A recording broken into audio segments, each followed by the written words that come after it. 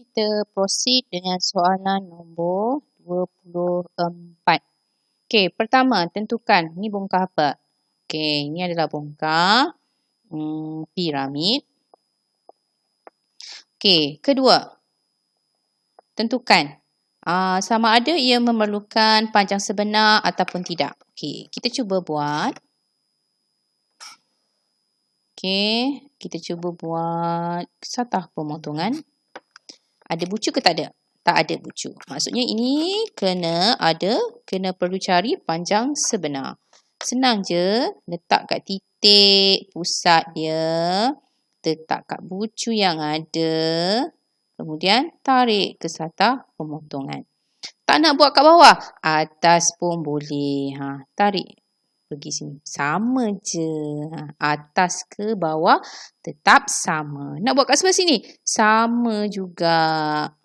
Nampak dia punya satah pemotongan dia pun sama. Jadi untuk cari pun sama. Tapi bila dah kat sini, nanti nak pergi ke mana? Kat mana dia punya lukisan pengorakan? Tak ada space. Tak nak kena buat sebelah kanan.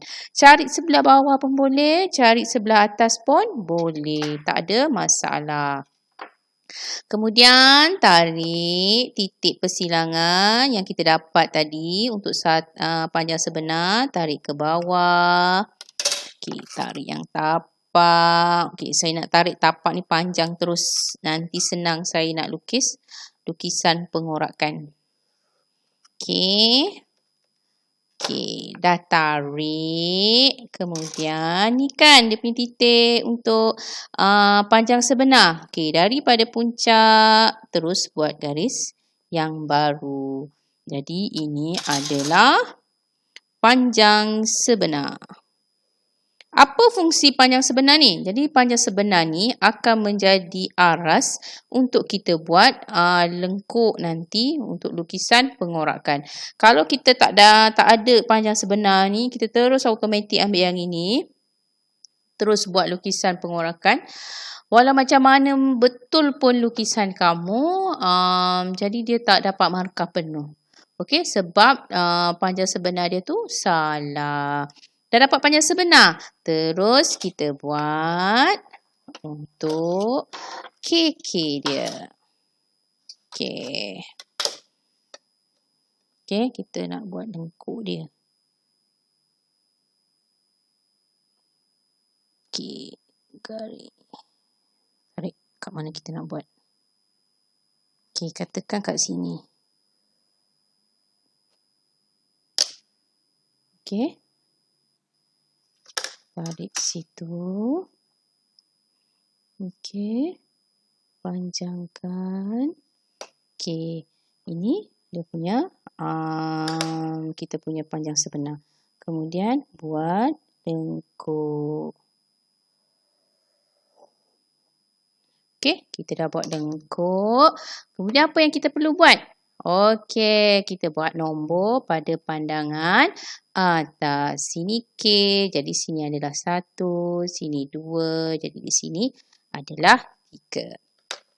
Okey, ambil jarak setiap satu. Ini terpaksalah kita ambil jarak setiap satu sebab panjang dia tak sama. KK ke 1. KK ke 1. 1 ke 2. 1 ke 2. 1 ke 2. 2 ke 3. 2, 3. Tak kena. 2, 3. Ni dah.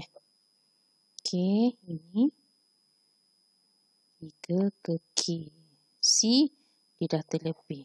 Jadi, kita perlu panjangkan.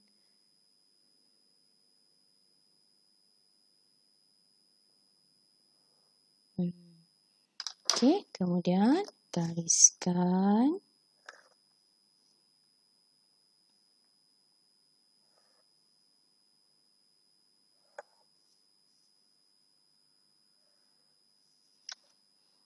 Okey, kita buat yang di sebelah atas terlebih dahulu.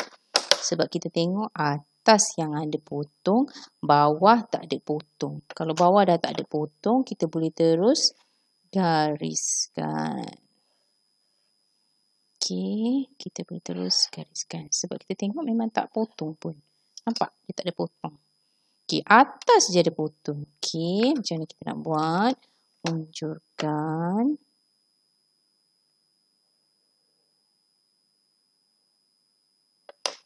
Okey, unjurkan.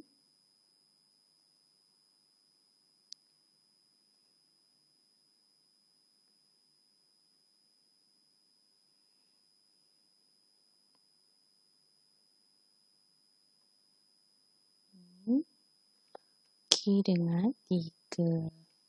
Ini 1 and 2.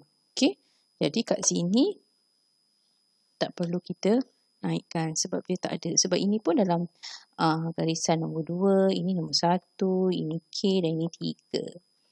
Okey, di atas ni jadinya 1/2, sini K slash dengan 3. Okey, kita pergi satu persatu ni kan. Okey. Okey, tarik sampai sini. Okey, daripada situ kita perlu tarik. Okey, buat lengkuk ke belakang.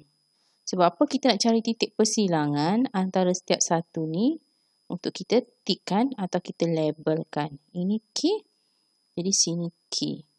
Lepas tu dia sama dengan nombor 3. Mana nombor 3 ni? 1, 2, 3. Jadi sini adalah nombor 3. Okey, ni K di sebelah belakang.